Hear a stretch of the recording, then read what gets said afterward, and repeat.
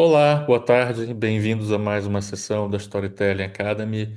Estamos numa fase de rever amigos que já passaram pela FCB Lisboa.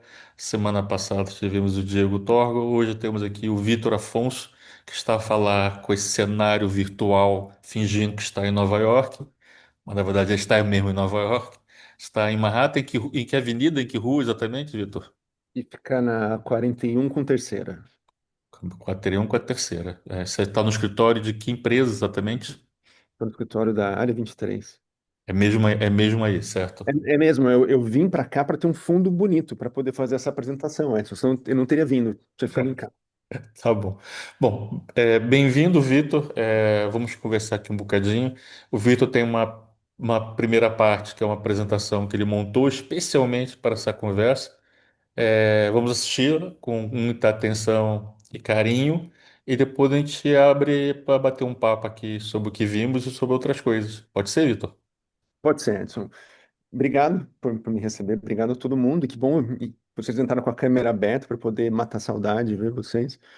O Edson me convidou e eu perguntei para ele assim, Edson, você quer que eu passe trabalhos ou é para eu fazer uma apresentação? Ele falou, o convidado é que manda. E eu fiquei feliz que aí eu posso contar uma história, eu quero contar a minha história, coisa que eu nunca fiz, mas até aprendi com o Edson, assim, que a contar a história, a gente tem que contar a nossa, saber contar a nossa história. Então eu vou tentar, acho que pela primeira vez quase, tentar contar a minha história, que é uma responsabilidade fazer isso na frente do Edson, mas vamos lá, eu vou E tentar fazer da gravado, né? Ou seja, a tua família gravado. depois vai conferir, para saber se você está Vai. mentindo. Se eu compartilhar o link. Ninguém precisa saber se correr mal, eu Eu não. mando para eles. Então, vamos lá, pera lá. Ó, agora já vai dar errado, Edson. Eu vou parar de compartilhar aqui. Eu tenho que compartilhar com som e com tudo. Share settings. Compartilhar com. Pronto, não, vai dar tudo certo. Então vamos lá. E o Renan Bulgari, que está com a câmera aberta também, ele me ajudou, ele é o diretor de arte que trabalha comigo, ele montou essa belíssima apresentação, belíssima em termos de direção de arte, pelo menos. Mas vamos lá.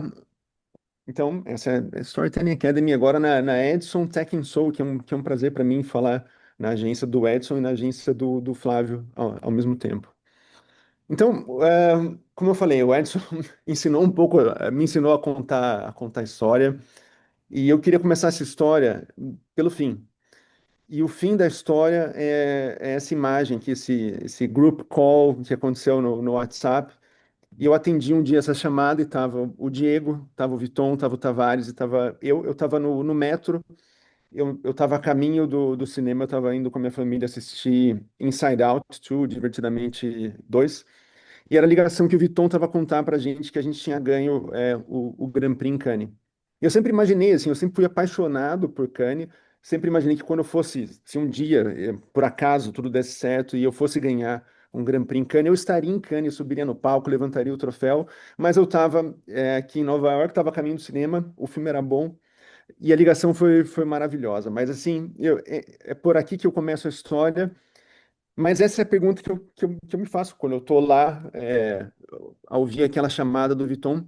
Como é que eu vim parar aqui? Como eu falei para vocês, eu sempre amei publicidade, sempre sonhei muito em ganhar, em estar no palco de Cannes, estar fazendo as coisas que são premiadas, mas eu nunca imaginei, talvez, que eu fosse conseguir. Então, essa coisa de como é que eu vim parar aqui é uma pergunta que passou pela minha cabeça e passa até hoje, né? Olhando assim, como é que eu estou aqui nesse lugar. E para estar aqui, eu queria voltar muito tempo atrás, é, no passaporte do meu avô, que é um passaporte português. A minha família tem origem portuguesa. É o passaporte original dele, tá ali o carimbo do navio que trouxe ele para o Brasil, que levou ele para o Brasil, né? O SS North King. E aqui está o seu Armando. Esse passaporte ele foi para lá em 12 de abril de 54, o seu Armando dos Anjos da Fonseca Afonso. E a coisa mais legal, assim, mais legal, mais Ele era curiosa. natural da onde, Vitor? Já agora? Ele era do norte de Portugal, Edson, de um lugar chamado Vimioso. Curioso. A aldeiazinha dele chamava Campo de Víboras, que foi onde meu pai nasceu também, no norte de Portugal. Então, em 54, em 50 e pouco, algum primo, algum parente do meu avô foi para o Brasil, chegou lá em Vimioso que aquilo lá era bom, e meu avô decidiu ir. E ele foi antes da minha avó e do meu pai, e de três irmãos que meu pai já tinha em Portugal. E aqui está no passaporte do meu avô, né? A assinatura tá lá.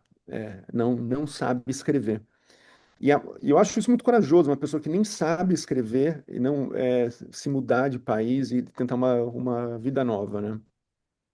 E meu avô, por algum motivo, foi parar em Campinas, no interior de São Paulo. Ele desembarcou no Porto de Santos, ali em São Paulo, e foi para Campinas. E lá ouviu essa mensagem aqui de Deus a Adão, né? Crescei e multiplicai-vos. Só que todo português ouve isso e acha que é com ele que estão falando, né? Então meu avô seguiu a risca e se multiplicou até que nasceu essa criança que está aí. Eu acho que eu estou ficando cada vez mais parecido com essa criança que eu já fui, né? Com pouco cabelo e com dificuldade para andar.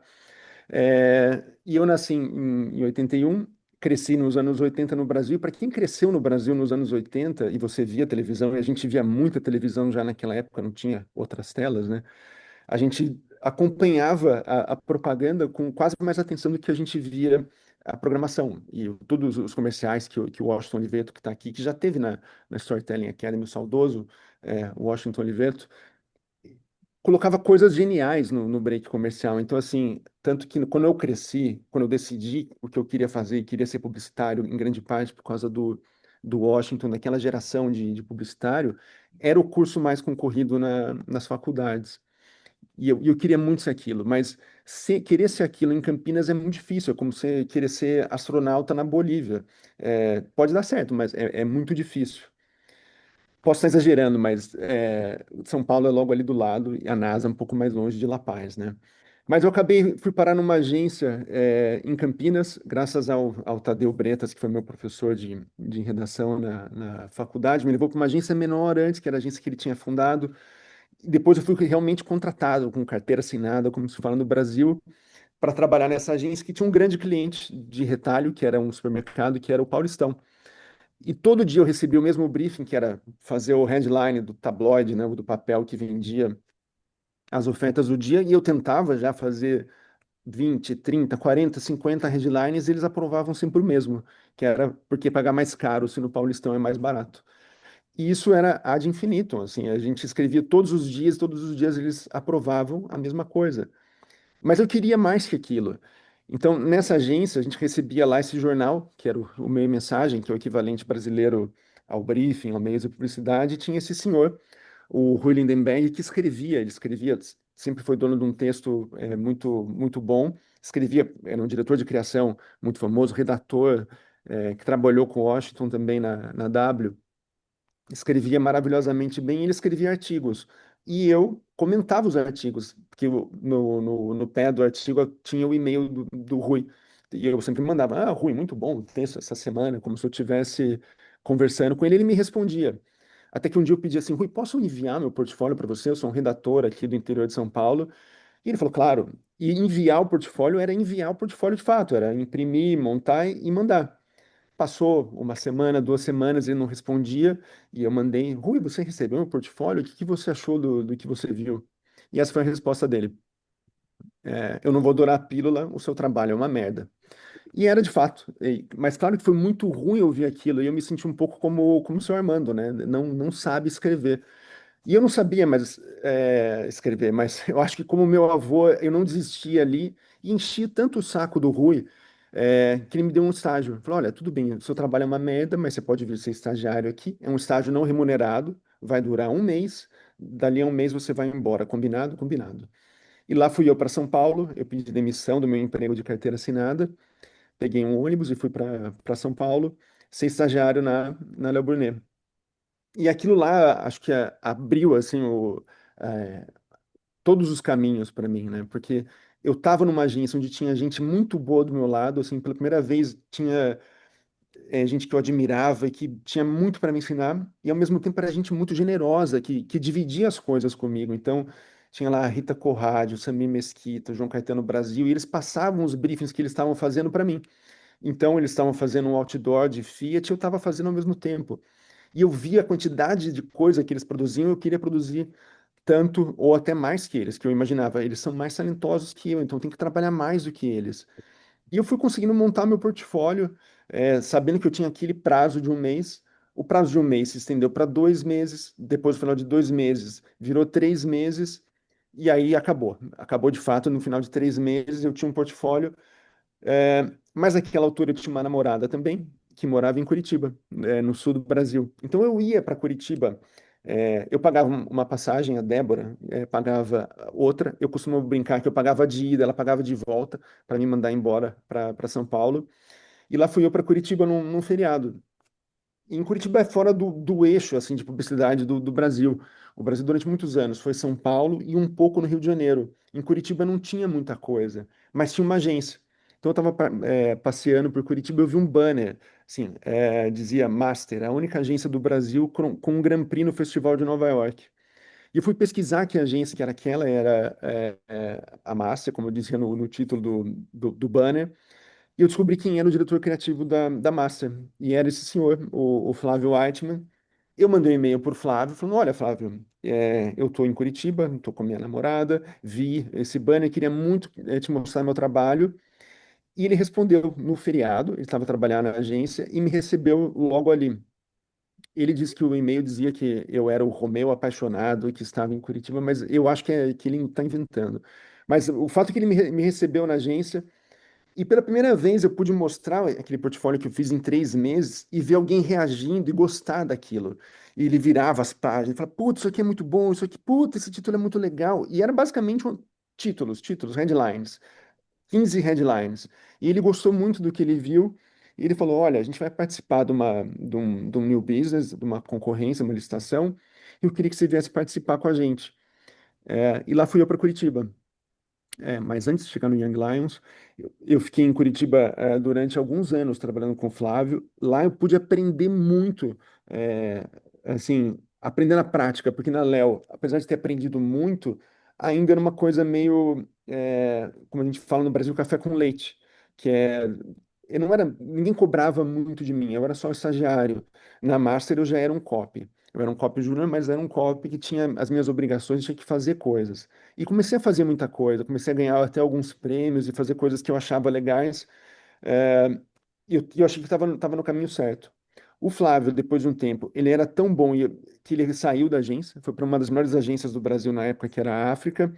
Eu me vi lá sozinho e, estando sozinho lá, eu falei assim: bom, para onde que eu vou, né? E eu imaginei: eu vou para Cannes. E eu tinha esse sonho de ser um Young Lion, né? Eu tinha 24, 25 anos, eu acho, nessa altura. Mas o Paraná, que era o estado onde foi Curitiba, não tinha Young Lions. Mas eu conhecia as pessoas, eu conhecia o organizador, que tinha feito Young Lions uns 5 anos atrás, eu conhecia alguns patrocinadores, então eu juntei as pessoas certas e eu consegui trazer de volta o Young Lions. Ao fazer isso, eu falei: já ganhei, né? Eu que organizei tudo, tá na cara que eu vou ganhar. Mas eu fiquei em último lugar. E eu fiquei muito puto por ter ficado em último lugar. E não acho que tenha sido desmerecido. Quem ganhou foi o Leandro, que é um cara brilhante e muito melhor do que eu.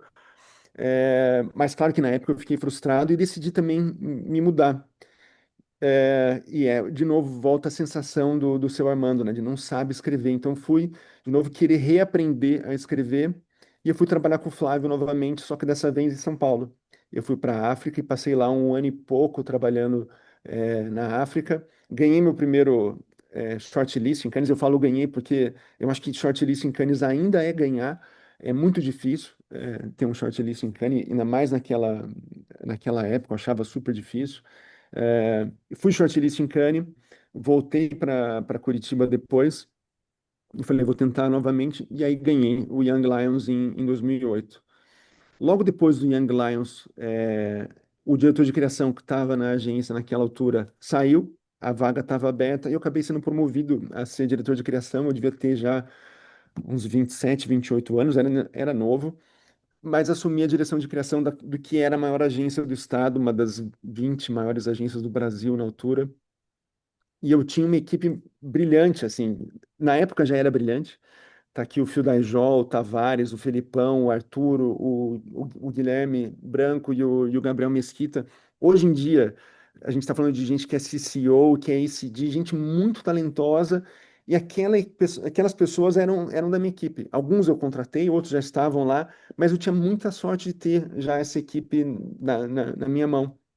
Não Metade sabia trabalhou com a FCB Lisboa, né? sim, sim, e eu não sabia direito o que fazer com eles, Edson, mas depois apareceu esse cidadão lá na Master. Eu não sei como, essa é outra história que o Edson pode contar depois, mas ele apareceu. Ele era o nosso vice-presidente de criação, e o Edson acho que colocou um pouco ou muito de disciplina e de método na gente, assim. Ele falou, ensinou para a gente o que que era storytelling aqui no Aristóteles, né, na poética do Aristóteles, e começou a ensinar a gente a estruturar nossas ideias. Eu lembro que o Edson tinha um template de ideias, assim, tinha lá o primeiro ato, segundo ato, o movimento. A gente começou a fazer o e se, que a gente usa até hoje aqui na área 23, os what ifs. A gente fazia isso em 2010, eu acho, Edson, que você estava lá na Master, assim. Era uma coisa que era muito pouco falada na altura, assim. Storytelling não era o que é hoje e ninguém sabia fazer. Ninguém sabia montar um case, contar uma história como o Edson sabia e como ele estava tentando ensinar eu que era o diretor de criação e a equipe que estava lá na Master em Curitiba. Então a gente aprendeu muito sobre isso. Isso foi uma puta vantagem pra gente. Tanto que quando o Flávio voltou, depois de algum tempo ele voltou para a Master, a gente sabia fazer coisas que pouca gente sabia. E aqui eu vou passar o primeiro trabalho para vocês que a gente fez, olhando hoje, assim, talvez seja um case mais rudimentar, mas naquela altura pouca gente fazia. E, de novo, a gente conseguiu entrar no Clube de Criação de São Paulo, que era super competitivo. A gente conseguiu dois shortlists em Cannes com a mesma ideia, o que era muito difícil para uma agência de Curitiba. E foi muito com aquilo que a gente aprendeu com o Edson e com essa paixão do Flávio por ideias. Então, vou passar aqui para vocês o primeiro case.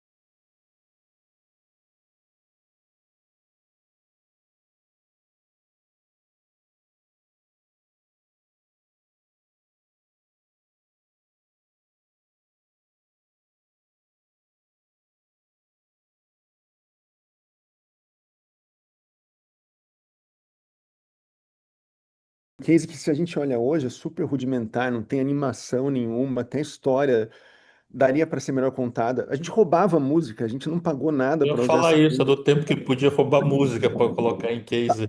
Ainda Tá vai no derrubar esse YouTube. vídeo no YouTube ainda por causa dos case. Está no meu YouTube até hoje, ninguém falou nada, mas a gente roubava e fazia. Mas aquilo lá, assim, uma ideia do Felipão e do Tavares, que eu tive a chance de ajudar, mas o Edson tem o dedo do Edson, o dedo do Flávio, tem um monte de mãos aqui que ajudaram a fazer esse case e abriu um monte de possibilidade para gente. Depois de um tempo, a gente chegou a fazer, vou mostrar mais um comercial para vocês, e ganhou o prêmio mais famoso de TV do Brasil, que é o Profissionais do Ano, que a Rede Globo dá todo ano. Esse ganhou o Prêmio Nacional, que é uma coisa raríssima de uma agência fora, de novo, de São Paulo e do Rio ganhar. E a gente ganhou em 2014, se não me engano. Eu vou passar aqui para vocês, é um comercial do Thiago Gabardo e do Rafael Gucci, eu era o diretor de criação.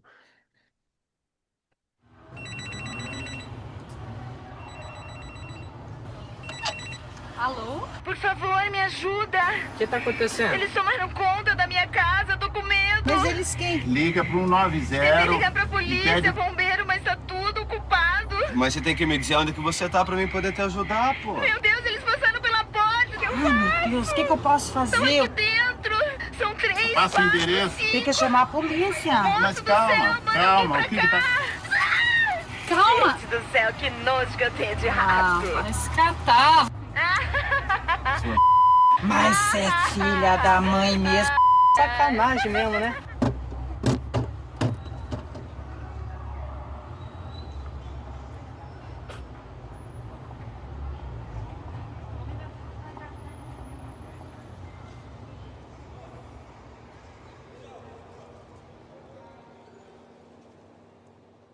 Então, esse foi um comercial de TV pro governo do estado do Paraná, que a gente ligou mesmo, né, os telefones públicos e filmou a reação das pessoas com esse trote. Então, a gente ganhou o prêmio mais importante de TV do Brasil, ainda estando lá em Curitiba.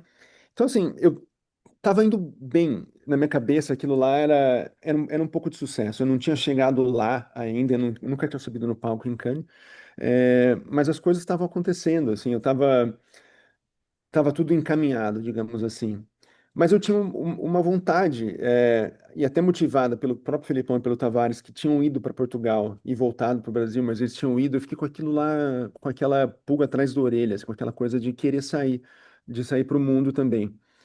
Então, depois de um tempo, eu mandei essa mensagem no Facebook pro Edson.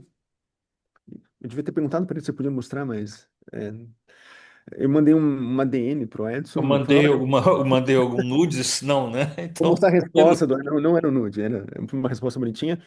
Falando que assim, olha, as coisas aqui estavam um pouco esquisitas e estavam mesmo, tanto que eu saí, depois o Flávio saiu, aquela equipe que estava ali já não existia mais. E eu disse para ele, ele tinha recém assumido, recém voltado para a publicidade. Eu falei, olha, quem sabe vai ter um copy pedindo emprego para você na FCB Lisboa. E ele, muito gentilmente, depois de um tempo, nesse dia mesmo, falou assim, ó, vamos marcar um Skype. E ele falou, olha, não preciso de um copy, mas acho que eu preciso de um diretor criativo. E eu fui o primeiro diretor criativo que o Edson contratou no regresso dele a então FCB e a publicidade. E aqui a mensagem dele de bem-vindo a bordo, depois que a gente tinha falado mil vezes já, e fechado para começar na FCB em Lisboa. E aqui está o anúncio que anunciava a minha chegada na FCB Lisboa. Eu era então uma cara nova. É, Escrever anúncios, tocar guitarras, o Victor faz muito bem uma dessas coisas. E como músico, eu era um excelente publicitário, continuo sendo, é, não um excelente publicitário, mas não um grande músico também. E ao chegar em Portugal, eu tive a velha sensação do não sabe escrever, assim. E eu queria muito escrever, eu queria muito ser um criativo, até porque a equipe da FCB Lisboa era uma equipe de criativos. O Edson é um criativo que escreve, que faz coisas. Tinha o Viton, que assim, continua a ser um dos melhores criativos com quem eu já trabalhei. E um criativo, assim, de fábrica, né? O Viton, ele escreve, ele tem caderninhos, ele é poeta. Tinha o Tavares, que é um ilustrador. E eu queria ser aquilo também. Eu achava que aquele era o meu lugar, assim. Eu achava que eu competia na mesma, na mesma competição que eles, que era de ser esse criativo. E eu acho que o Edson, ele viu outra coisa em mim. E eu não entendia na época, assim, eu me sentia quase que.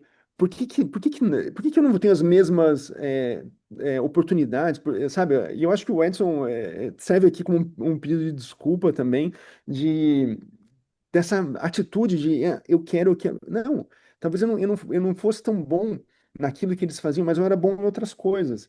E eu acho que o Edson ou descobriu coisas que eu era bom em fazer, ou ele tinha que tocar a agência e achou coisas que eu conseguia fazer.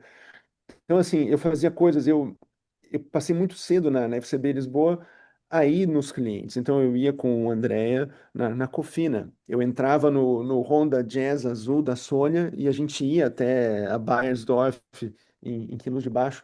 E o Honda Jazz azul da Sônia é quase como o DeLorean, né? A gente saía atrasado para a reunião e chegava antes da reunião começar. Ela acelerava tanto que a gente chegava sempre a tempo das reuniões na Nívea. Então, eu passei a fazer aquilo também. E aquilo lá, naquela altura, eu podia falar assim, putz, mas eu queria estar fazendo poemas e desenhos e anúncios e ganhando prêmios e fazendo coisas, eu estava aí no cliente. aquilo me ajudou e me ajuda hoje, coisas que o Vitor de 10 anos atrás não conseguia entender, o quanto aquilo me ajudaria. Mas aquilo me ajudou lá também, eu acho. Me ajudou a escrever esse anúncio, que é um anúncio que eu me orgulho por ter sido um anúncio, é, primeiro, escrito, então eu pude provar que eu sabia escrever em português de Portugal, mas também que foi uma reação a algo que aconteceu. Então, criar esse diálogo com o que está acontecendo no país. Então, aqui era uma entrevista do ex-primeiro-ministro Sócrates, que foi interpelado por um jornalista, e ele respondeu isso, assim, olha, essa sua pergunta é uma pergunta típica do Correio da Manhã. E eu ouvi aquilo, nosso cliente Correio da Manhã, da Cofina, e eu, junto com o Edson, depois escrevi o que que era essa pergunta típica do Correio da Manhã. E a gente fez esse anúncio, e eu acho que ele abriu caminho para outros anúncios que vieram depois, que tinha esse diálogo com o que estava acontecendo. Então foi muito legal, assim, de novo, assim, eu me sentia, por que que eu tenho que ir no cliente? Por que que eu tenho que perder tempo indo no cliente? Aquilo lá me ajudou depois, quem sabe, a perceber o tom de voz da Cofina e a aprovar isso com o nosso cliente, o João Aleixo, com a Anabela, coisas que se eu não tivesse indo no cliente, eu não conseguiria fazer. A mesma coisa com a Nivea. A gente conseguiu aprovar um spot de rádio, e os spots de rádio que a gente fazia, a gente tinha que gravar. Eu também eu não entendia aquilo. Por que que eu tenho que ir no Menino Grava com o César e aqui o Paulinho para gravar spots de rádio? No Brasil, a gente passava o guião para produção e voltava o spot de rádio.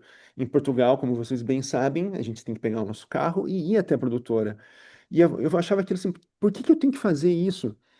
A gente fez, tanto que acabou ganhando um leão. Finalmente, eu ganhei um leão em Cannes, um leão de bronze, para um spot de rádio feito para Bayersdorf. E isso daí, que parecia uma coisa tão pequena, um leão de bronze, me abriu portas, né?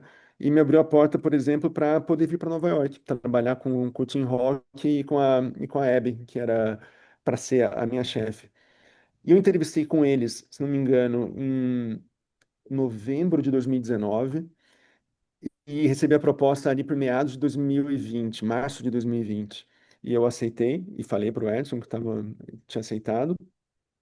Estava lá com o passaporte carimbado para ir para Nova York, mas aí aconteceu uma coisa. Aconteceu o Covid-19, como vocês sabem, e o Edson e quem trabalhava comigo sabe que eu vivi intensamente a Covid-19 em Portugal. Um dos E precursores. Você apanhou o Covid quando não era modinha. não era moda. E eu peguei, fiquei em casa e aquilo lá atrasou muito a minha vida, né? Não só por ter ficado doente e trancado em casa, mas porque as fronteiras fecharam e eu que estava com o passaporte carimbado para vir para Nova York em março, vim só em dezembro. De novo, assim, aqui eu agradeço muito ao Edson e à Vera que tiveram a paciência de me manter na agência. Eu era demissionário. Eu tinha falado para o Edson já que tinha aceitado a proposta da Área 23. E, por outro lado, também agradecer a Área 23, que manteve a vaga aberta, esperando que aquele gajo que estava em Portugal se mudasse para cá. E alguém que não sabia fazer o que eles fazem, que é propaganda farmacêutica. Então, assim, eu vim para cá e me colocaram num departamento chamado The Bank, o banco, que é quase um banco de talentos, um banco de freelancers dentro da agência. E você pode trabalhar com várias marcas. Eu não tinha uma marca específica, porque eu não tinha conhecimento específico nenhum, mas supostamente eu tinha ideias. Então eu trabalhava para diferentes marcas naquela altura. E por não saber escrever, né, por estar aqui em Nova York e não saber escrever, seja em inglês, seja farma, eu comecei a fazer outras coisas. Eu comecei a montar os cases da altura em storyboard.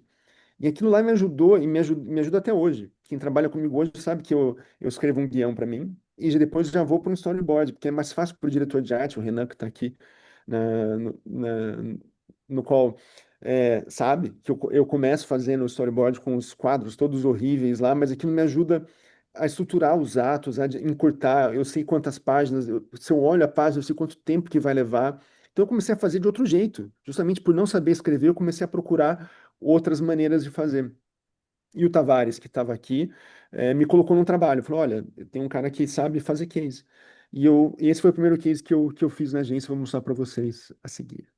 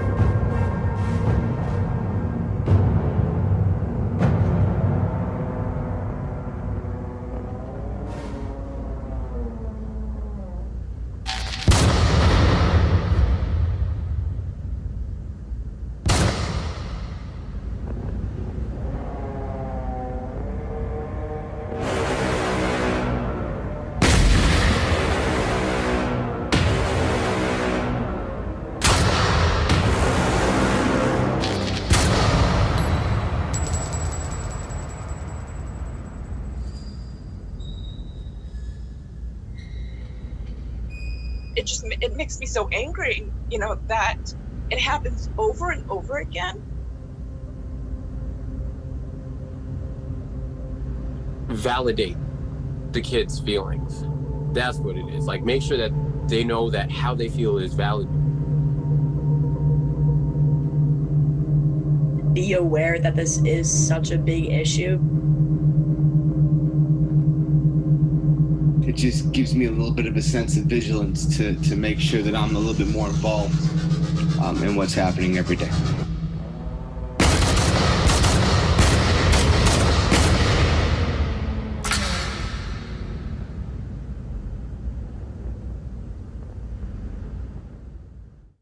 Então, esse era foi um case super complexo, que a gente tinha esse dado dos cada 233 posts falando, fazendo bullying online com um adolescente tenta suicídio, né, nos Estados Unidos.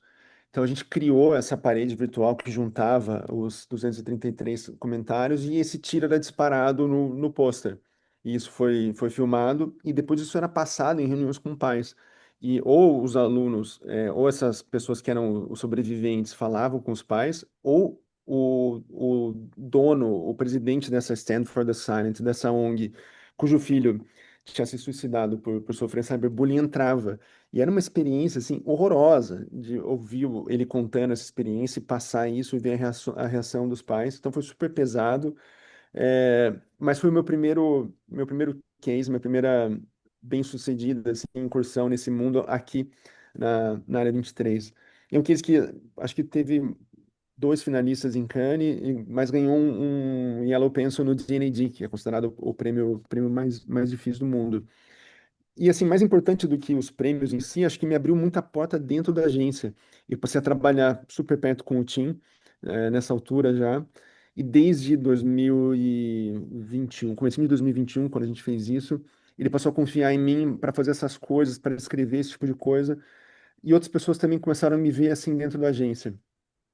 E me deu a chance de trabalhar com o Thiago, com o Iderson e com o Renan, que está aqui. Vocês vão ver a carinha deles no slide seguinte. A gente fez esse case 2 anos atrás, que é um case que me orgulho bastante até hoje.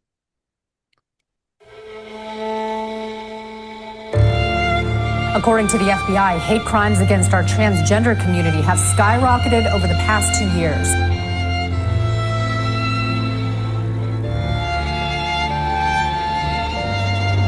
Please stand away from the platform edge. Bernie Wagenblast. It's the famous voice you hear if you've ever stepped foot on a New York City subway.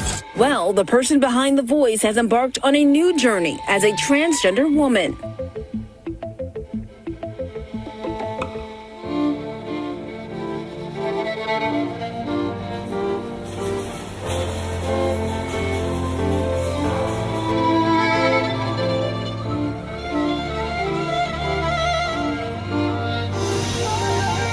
Please stand away from the platform edge. You hear that voice? I'm Bernie Wagenblast, and that was my voice a few years ago. Since then, I've come out as a transgender woman. On this day of transgender visibility, I want to remind you that transgender folks are part of everyday life. Please stand away from the platform edge.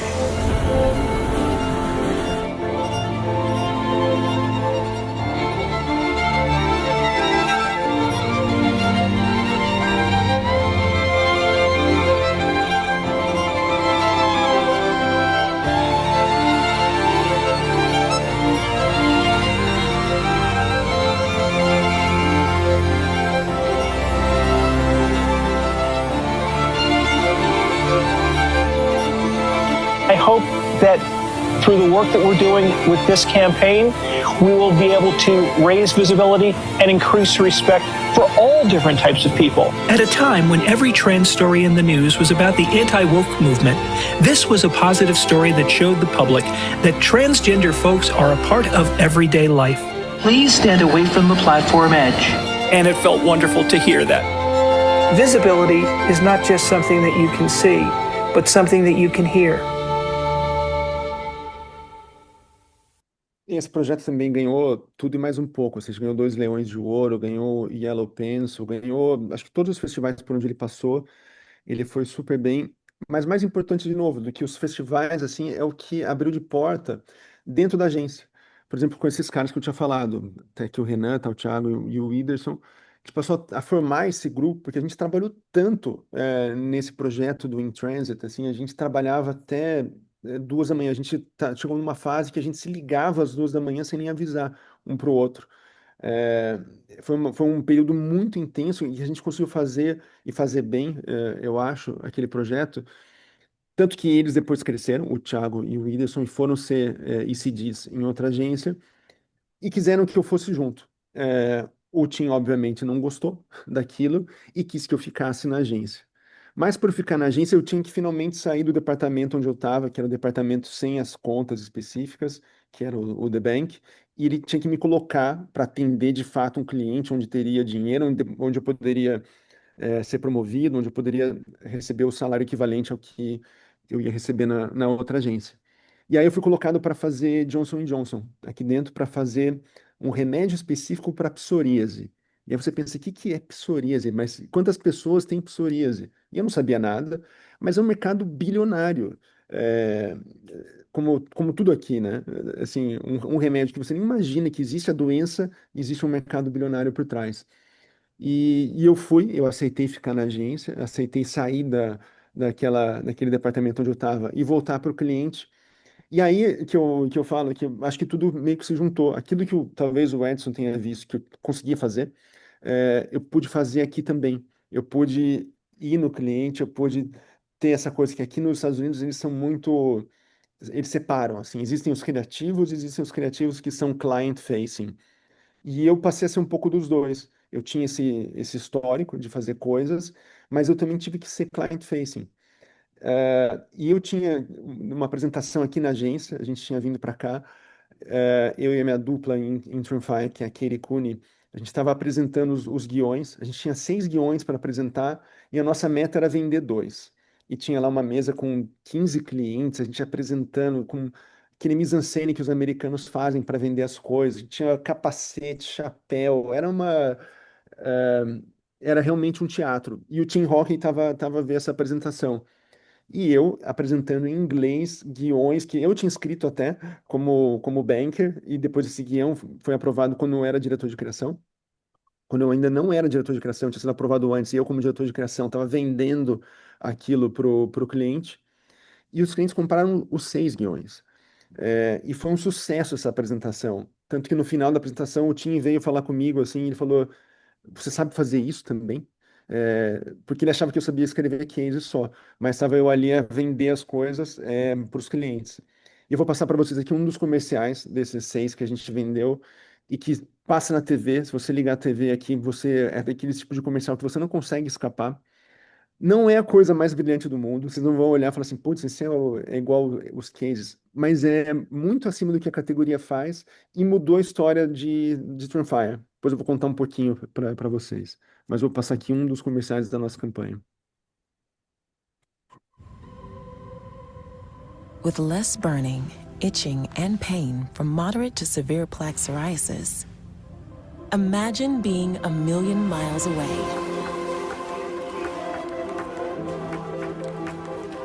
With Tremfya, clearer skin is possible. Most people saw 100% clear skin that stayed clear, even at 5 years. Serious allergic reactions and increased risk of infections and liver problems may occur. Before treatment, your doctor should check you for infections and TB. Tell your doctor if you have an infection, flu-like symptoms, or if you need a vaccine. Imagine being a million miles away. Ask your doctor about Tremfya. Então, assim, de novo, não é nada demais, mas é muito acima do que a categoria faz. E Tremfya é uma marca que tem 16 anos e estava no final de ciclo já. Com essa campanha que a gente fez, eles finalmente chegaram na marca número 1. Eles não são número 1, mas eles estão batendo em todas as preferências a marca número 1. E a Johnson reinvestiu tudo que investiu no ano anterior, investiu de novo esse ano. Então, assim, não por causa de mim, mas por causa da equipe que trabalha em Tremfya, por causa desse trabalho que a gente fez, uma marca que estava a morrer, continua aqui na agência. A gente hoje em dia tem esse grupo com 22 criativos, só fazendo Tremfya.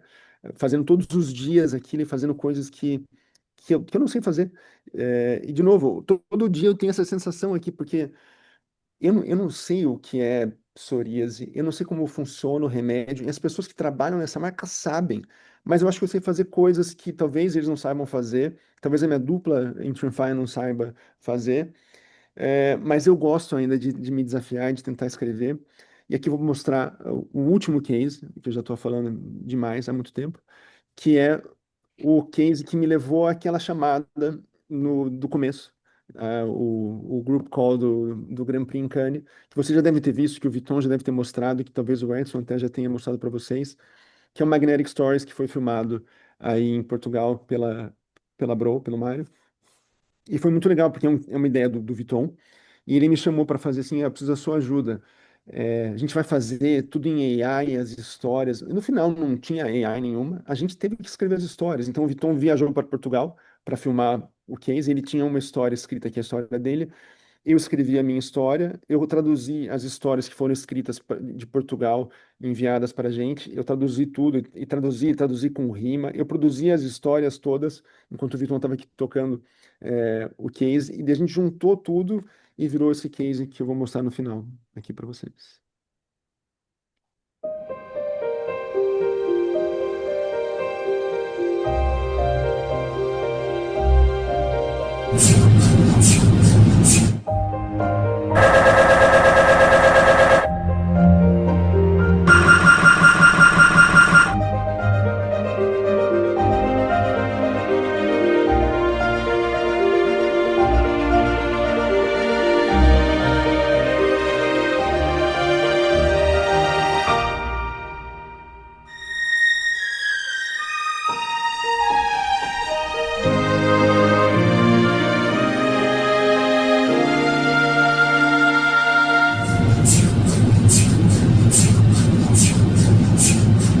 The magical train was called imagination, leaving a trail known as inspiration. Every MRI scan makes a unique sequence of sounds, so you can predict when each sound will occur in the scan. We created children's audiobooks to match the sounds of the most common pediatric scans, syncing story moments precisely with each sound in the scan. Now, the stories give new and delightful meaning to all MRI noises. This noise becomes a clumsy robot. A boy turned on a tiny robot by mistake. What a mess it made. And the loud sound becomes a brave spaceship. Dodging lasers in a dance, our hero sailed on with great advance. Os casos em que as crianças de oncologia vêm fazer várias vezes este exame, é muito importante termos um projeto como este, com história e com sons, para poder ajudar essas crianças a fazerem os exames sempre que seja necessário. Our pilot in Portugal was a success. We are eager to expand with multilingual stories throughout millions of MRIs worldwide. This is just the beginning. Vê-la feliz é uma pequena vitória nesta grande batalha. Eu pensava que ia ser horrível, mas até foi divertido. Posso ir lá de novo agora?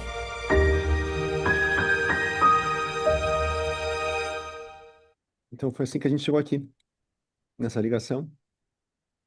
E até para quem não sabe escrever, até que eu acho que eu, como meu avô, conseguiu criar os 8 filhos dele, até que deu tudo certo. Ok, Vitor, obrigado.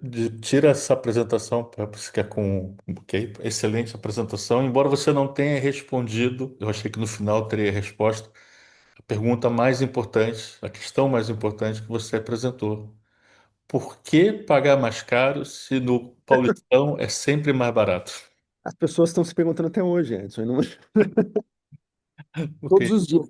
Acho que o Paulistão foi vendido, senão o título headline estaria vivo ainda. beleza, beleza. Deixa eu te fazer aqui, já agora sim, temos pouco tempo até o fim da sessão, quem quiser perguntar alguma coisa, pode aproveitar agora, por exemplo.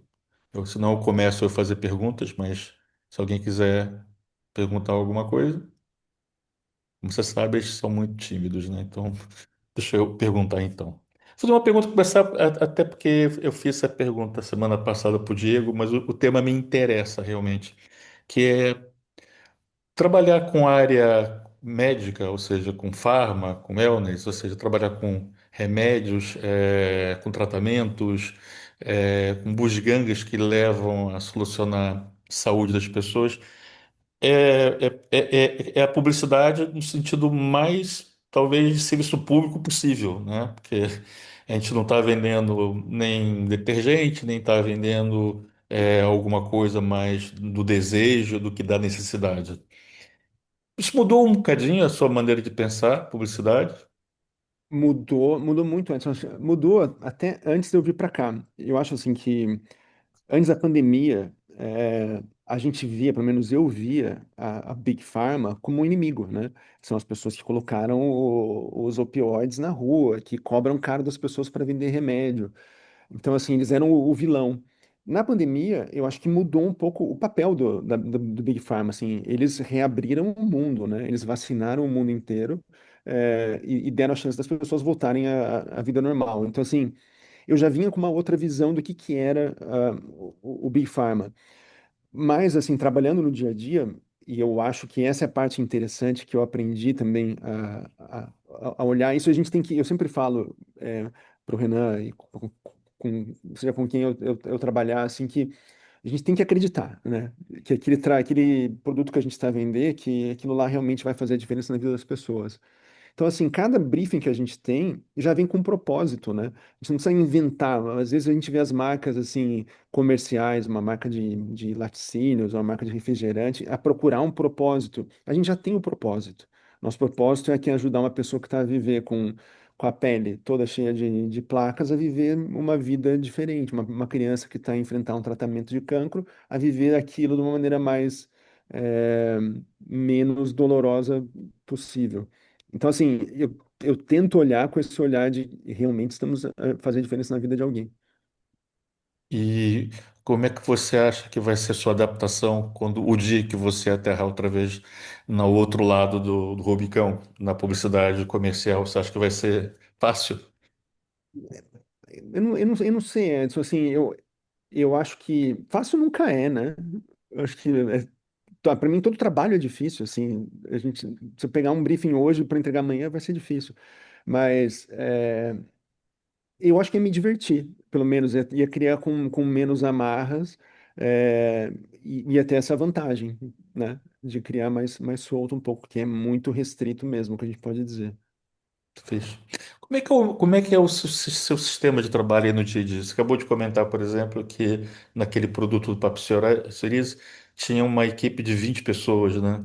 Sim, É então, isso, me explica um bocadinho, como é que é o seu funcionamento aí dentro?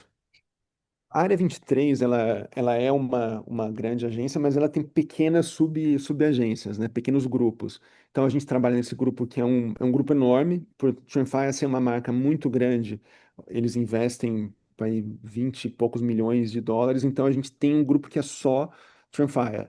Então, a gente tem dois EVPs que têm, ECDs que têm outras contas, mas eles são responsáveis por Trendfire. Abaixo deles tem eu e tem a minha dupla. E abaixo da gente tem duas duplas de ACDs, de diretores criativos associados, e abaixo deles tem mais um monte de gente. São 22 criativos, mas acho que uns 10 accounts. É uma agência, né? De umas 30, quase 40 pessoas a trabalhar só nesse remédio, Edson, que tem duas indicações, tem psoríase de artrite, não sei como é que fala em português. Mas assim, tem dois segmentos, né? A gente tem a comunicação para consumidor, que é esse comercial que a gente passou, e tem a comunicação para médicos também, que a gente chama de comunicação para HCP, né? Para Healthcare Professionals. Mas você trabalha com outros grupos também, certo? Não está Então, sozinho. até hoje, por essa coisa de não querer só fazer a mesma coisa, de é, querer provar que eu sei escrever mais do que eu acho que eu sei, eu entro em outros trabalhos. Tipo, eu estava fazendo com o Renan agora um trabalho que é um trabalho para uma doença respiratória. Semana passada eu fiz um trabalho com ele também para HIV. Então a gente está sempre fazendo outras coisas para sempre sair um pouco do dia a dia. Mas assim, é bom ter um dia a dia também. Isso que é uma coisa que eu voltei também a gostar de ter essa relação, de poder, de vender coisas para o cliente, de criar cultura, de ter coisas. Amanhã a equipe inteira de Triunfire vem para o escritório, a gente tá junto. Então, eu consigo estar um pé em cada canoa. Ainda nas coisas processual, você comentou lá atrás, é, apresentação com tipo um teatro como os americanos fazem. Sim. Veja bem, eu não estou nos Estados Unidos. A única coisa que eu conheço de apresentação é de série de televisão ou de cinema, né? Como é que é isso? Como é que é esse mise-en-scène? Conta um bocadinho mais disso. Então, Edson, assim, eles realmente eles pensam as apresentações, assim, não só a apresentação, o deck que vai ser apresentado, mas o deck, inclusive, quem vai falar o quê, que horas você vai falar, mas eles pensam o cenário. Essa apresentação que a gente fez tinha um tema, eu não me lembro qual era, mas tinha uns chapéus, assim, uns capacetes, aí no final tinha bandeirinha de chegada, era uma coisa a ver com corrida, eu não lembro o que que era, mas tinha um mise-en-scène mesmo, assim. É tipo convenção de vendas, ou seja, só que, Exatamente só isso, que Edson. cada apresentação é uma convenção de vendas, na É, verdade, né? é. E assim, mas qualquer apresentação é um pouco isso.